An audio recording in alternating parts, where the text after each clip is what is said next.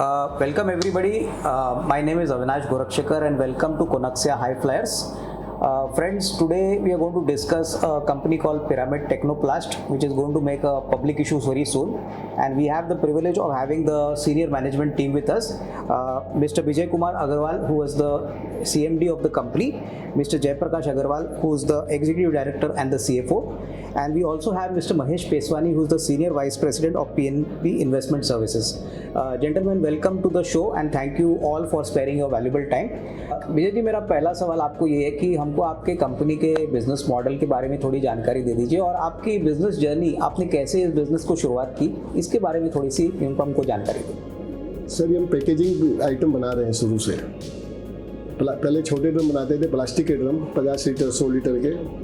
उसके बाद थोड़ा बिजनेस सेट होने के बाद इसमें कैपेसिटी बढ़ाई मैंने 50 लीटर में, साथ में मैंने 200 लीटर के ड्रम बनाने शुरू किए। वो अभी 250 लीटर तक के ड्रम हम बना रहे हैं। उसके बाद मैंने IBC का प्रोडक्शन चालू किया। IBC बना रहा हूँ, इंटरमीडिएट बल्क कंटेनर। उसके साथ साथ मैंने मेटल ड्रम भी स्टार्ट किया, तो अभी मेटल ड्रम भी बना रहे हैं। तो फुल रेंज पैकेजिंग का जो है वो हमारे पास है।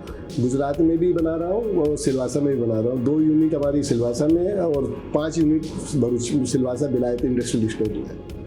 विजय जी, दूसरा सवाल है कि हमारे बिजनेस में अगर हम प्रोडक्ट कैटेगरीज की बात करें, IBC है, दूसरे MS ड्रम्स है, तो उसके बारे में थोड़ी जानकारी दे दीजिए। हमारी कैपेसिटी कितनी है, हम कहाँ पे ये बनाते हैं, और दूसरी बात, हमारे कितने एक्टिव कस्टमर्स हैं और क्या कस्टमर कॉन्सेंट्रेशन ज़्यादा है या काफ़ी वेल डाइवर्सिफाइड कस्टमर बेस है हमारा? सर, हमारा रिकरिंग बिजनेस है। जो भी कस्टमर हमारे पास ऑन बोर्ड है वो हर रेगुलर रहते हैं, उनको हर महीना माल जाता है। उनके जो भी आइटम उनका बनता है केमिकल का, वो उसके पैकिंग के लिए चाहिए, तो वो रेगुलर बिजनेस चलता रहता है। प्लस जो हम IBC बना रहे हैं, मेटल ड्रम बना रहे हैं, प्लास्टिक बना रहे हैं, यूज करने वाले सेम कस्टमर है हमारे।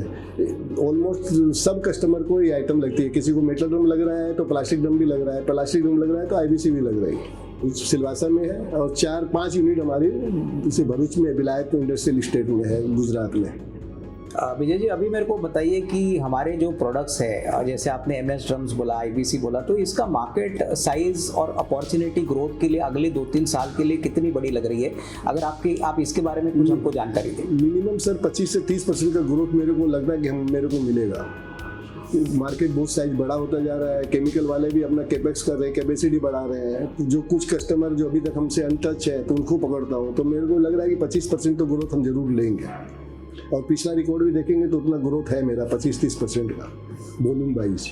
जी, मेरे को बताइए कि आपके एक्टिव कस्टमर्स में कोई प्रोमिनेंट नाम अगर आप शेयर करें, कौन कौन से कस्टमर्स कंपनी केटर करता है, और प्लस जैसे मैंने कहा कि कोई एक कस्टमर के ऊपर ज़्यादा डिपेंडेंस है या हमारे पास काफ़ी ऐसे कस्टमर हैं जहाँ पे रेवेन्यू प्रॉपरली डिस्ट्रीब्यूटेड? देखिए, मेरे मेन कस्टमर में देखने जाए तो गैलेक्सी सर्पेंटेंट है, ग्रासिम इंडस्ट्रीज है, BSF इंडिया है, कुरोडा इंडिया है, गुजरात नर्मदा फर्टिलाइजर है, IPL है, NPL है, नेशनल पेरोक्साइड है। बड़े बड़े कस्टमर है। कोई भी कस्टमर जो हमारा सेल स्टेक है, किसी भी कस्टमर को 5% से ज़्यादा नहीं है, एवरेज बटा हुआ है। 400+ कस्टमर है अपने पास अभी running. Now I ask Jayaprakash ji.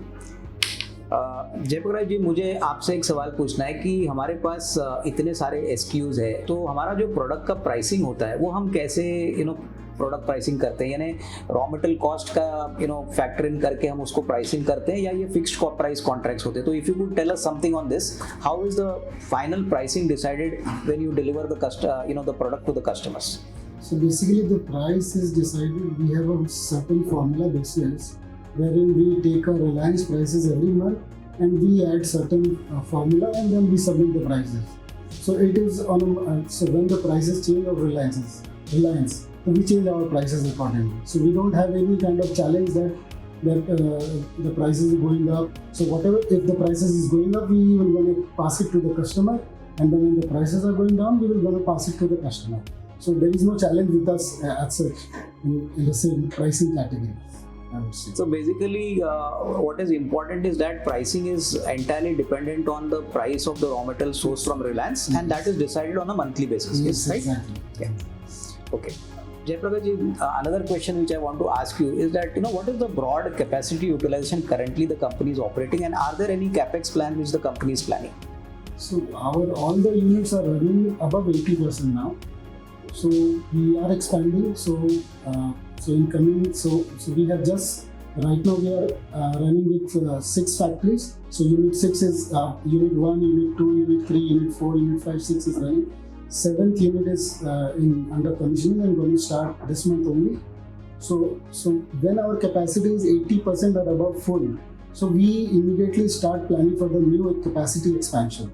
Okay So this is the idea behind it. उसमें एक चीज़ और होता है सर, जो हमारी कैपेसिटी आप देख रहे हैं ना, तो हमारे यहाँ मोल्ड चेंज होता है, कलर चेंज होता है, और 80% से ज़्यादा आउटपुट मिलता नहीं है इसमें। जो भी मशीन मैन्युफैक्चरर जो बोलते हैं उसमें 80% से ज़्यादा आउटपुट मिल नहीं सकता है, क्योंकि बीच में पावर डाउन, पावर सेटअप भी होता है, फिर मशीन मेंटेनेंस भी होता है, तो आउटपुट जो होता है 80% ही होता है। तो हमारी कैपेसिटी फुल कैपेसिटी पर चल रही है 80% पे। तो मेरे को अभी आपकी बात बताइए कि कॉम्पिटिटिव लैंडस्केप अगर हमारे धंधे की देखें तो हमारे बिजनेस में कंपटीशन किस लेवल का है, और कौन कौन से ऐसे कॉम्पिटिटर आपके होंगे जो लिस्टेड स्पेस में, अनलिस्टेड स्पेस में, तो इसके बारे में थोड़ी जानकारी। कंपटीटर जो भी लिस्टेड है वहाँ पर जो भी है देख लीजिएगा, हम किसी का नाम नहीं लेना चाहेंगे, लेकिन हमारी जो अपनी क्वालिटी है, सर्विस है, उसके कारण से हमारा बिजनेस बढ़ रहा है।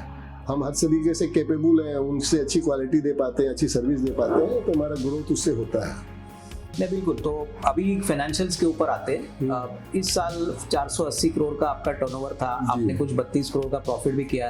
तो पहले बताइए विजय जी कि इस साल का परफॉर्मेंस में इतनी अच्छी बढ़ोतरी का कारण क्या है? सर 20-25% अगर ग्रोथ हमारा पीछे भी देखेंगे होता ही है उतना। एक तो कस्टमर जो हमारे रेगुलर हैं उनका ग्रोथ होता है, साथ में कुछ नए कस्टमर ऑन बोर्ड करते हैं, इतना ग्रोथ होता ही है। विजय जी रॉ मटेरियल के साइड पे क्या पोजीशन है? अभी तो जयप्रकाश जी ने कहा कि रॉ मटेरियल के खर्चे एवरी मंथ प्राइस आता है, लेकिन ओवरऑल रॉ मटेरियल का कोई प्रॉब्लम या शॉर्टेज आपको दिख नहीं रहा है सर, इसके बारे में बताइए। सर मेरे करियर में आज मैं 30 साल अप्रोक्स होने आ गया, कभी ऐसा नहीं हुआ फैक्ट्री में कि आज माल रॉ मटेरियल नहीं है उसके कारण प्लांट 1 घंटे के लिए भी रुकी हो। उतना आगे से आगे हमारा मैनेज रहता है और उसका कोई चैलेंज नहीं होता। हम जिनसे भी लेते हैं रेगुलर बिजनेस करते हैं, रेगुलर लोगों से माल भी आता है, कोई तकलीफ नहीं होती है मेरे लिए। My next question is now to Mahesh ji, Mahesh Peswani, who is the part of the PNB team. I would like to ask you, Mahesh, what is the kind of IPO profile which the company is planning to come out? I believe Pyramid Technoplast is planning an IPO. So if you could share some data on the IPO as well as what is the objective of the funds raised by the company? Yeah, the IPO size is around 92,20,000 shares, which is a mix of primary as well as OFS, and we are planning the issue sometime in second or third week of August 2023. And the object of the issue is repayment of the term loans, about 40 crores. There's some requirement for working capital requirements. The company is expanding, company's size is increasing, so there's some requirement for working capital requirements, and the balance requirement is for issue expenses and general corporate purposes. Vijay ji मेरा अगला सवाल आपको ये है कि हमारे धंधे में वर्किंग कैपिटल का जो साइकिल होता है वो कितना लंबा होता है, इसके बारे में कुछ बताइए। सर अप्रोक्स 60 डेज में हमारा पैसा घूम जाता है। 60 डेज की वर्किंग कैपिटल वर्किंग साइकिल आती है हमारे अप्रोक्स, जो हमारे धंधे का अभी तक एवरेज हम समझ रहे हैं, उससे ज़्यादा नहीं जाता। मेरे को एक बात बताइए कि हमको हमारा इन्वेंट्री कितना स्टॉकअप करना पड़ता है, लाइक हर महीना आपने मोटा मोटी इन्वेंट्री कितना हमारे गोडाउन में हम रखते हैं ताकि प्रोडक्शन हैम्पर ना हो? अप्रोक्स 1 महीने का रॉ मटेरियल हमारे पास हर समय रहता है फैक्ट्री में। सर 1 महीने का ट्रांजिट भी होता है, आगे फिर ऑर्डर देते हैं, तो चेन चलता रहता है, और कभी तकलीफ नहीं आई मेरे। तो मोटा मोटी जो आप बता रहे हैं उसका मतलब 60 डेज का एवरेज वर्किंग कैपिटल साइकिल है। जी सर जी। विजय जी हमने आपका फाइनेंशियल परफॉर्मेंस देखा है, बहुत अच्छी तरह से आपने रेवेन्यू, प्रॉफिट, ग्रोथ रिकॉर्ड किया है, आपका return on capital employed, return on equity भी काफ़ी अच्छा है। तो मेरा सवाल आपसे ये है कि आगे आने वाले 1-2 सालों में जिस प्रकार का भी आपका एक्सपेंशन हो रहा है, जिस प्रकार का ग्रोथ होगा, तो ये रिटर्न ऑन कैपिटल और रिटर्न ऑन इक्विटी आप मेंटेन कर पाओगे या उससे भी बेहतर करने की आपकी अपेक्षा है? सर इसके बाद वो ज़्यादा ही अच्छा होगा, क्योंकि मेरा ओवरहेड एक्सपेंस जो है वो फिक्स है, वॉल्यूम बढ़ रहा है, तो जो भी इंटरेस्ट के जो मेरा आईपीओ का फंड आएगा, तो इंटरेस्ट जो मेरे को 4 करोड़ के आसपास का एक्सपेंस है वो बंद हो जाएगा, तो वो सब चीज़ ही बेटर हो जाएगी, आप देखेंगे आने वाले समय में। ये अगला सवाल जो मेरा है वो मार्जिन्स को लेके। देखिए हमारे धंधे में मार्जिन स्टेबल है, आपका अनुमान क्या है कि अगले 2-3 साल के लिए एबिटा मार्जिन्स हम मेंटेन कर पाएंगे या थोड़ा सा इंप्रूव कर पाएंगे? क्योंकि आपको ऑब्वियसली काफ़ी समय हो गया है इंडस्ट्री में, तो अभी तो कोविड भी नहीं है, नॉर्मल सी भी आ चुकी है, डिमांड भी अच्छी तरह से बढ़ी है, तो मार्जिन्स का आउटलुक आप कैसे शेयर करना चाहोगे? सर इससे बेटर होगा मार्जिन भी हमारा, हम बताया पहले भी, जो ओवरहेड एक्सपेंस वगैरह जो मार्केटिंग कॉस्ट है, अच्छे अच्छे जो बड़े बड़े पोस्टों पर जो आदमी को रखा हुआ है वो सब एक्सपेंस वही सेम रह जाते हैं।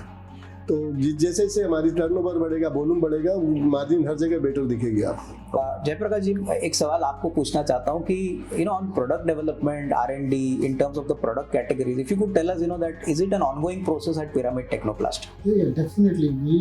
We keep a very close contact with our customers.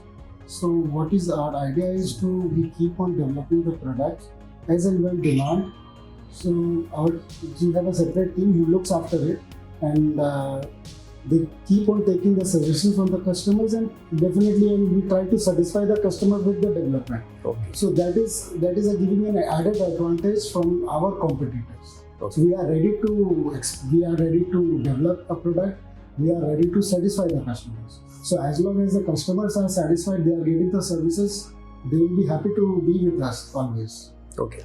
Jaiprakash ji, another question which I wanted to ask you is that quality is a very important parameter in our business.